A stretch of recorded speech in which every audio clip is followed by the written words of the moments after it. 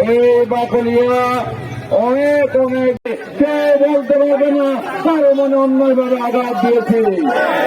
সব সময় জনগণকে সাথে নিয়ে দলমত নির্বিশেষে ধর্ম বর্ণ নির্বিশেষে সবার সাথে সৎ ভাব রেখে এলাকার উন্নয়নে যখন আমরা দায়িত্বে ছিলাম, যখন আমাদের দল সরকারে ছিল তখন করেছি, যখন সরকারে ছিল না তখন বিপদে মানুষের দুঃখে সুখে মানুষের পাশে এসে দাঁড়িয়েছি।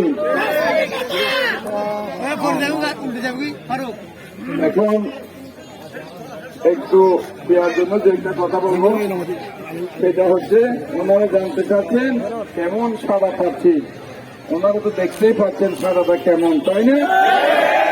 আজকে আমি আগে বলতাম ভোট বঞ্চনার শিকার হয়ে মনের ভোট দেওয়ার জন্য মানে আবেগ আবেগে আবেগ আপ্লুত, কিন্তু এখন দেখি মানুষ ভোটের জন্য পাগল হয়ে গেছে। আর মানুষের যে স্বতঃস্ফূর্ত সমর্থন পাচ্ছি, ইনশাআল্লাহ আমরা 12 তারিখ বিজয়ের আমরা সুবাতাস আমরা পাচ্ছি। এটা শুধু চট্টগ্রাম 9 আসন নয়, এটা হচ্ছে বাংলাদেশের সকল আসনের অবস্থা।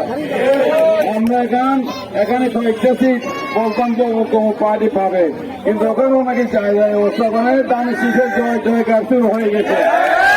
তো মাথা তো একটু খারাপ হবেই, তো মাথা খারাপ হলে উল্টা পাল্টা বললে আমাদের উল্টা পাল্টা বলার দরকার নাই। আমরা গণতন্ত্রে বিশ্বাস করি।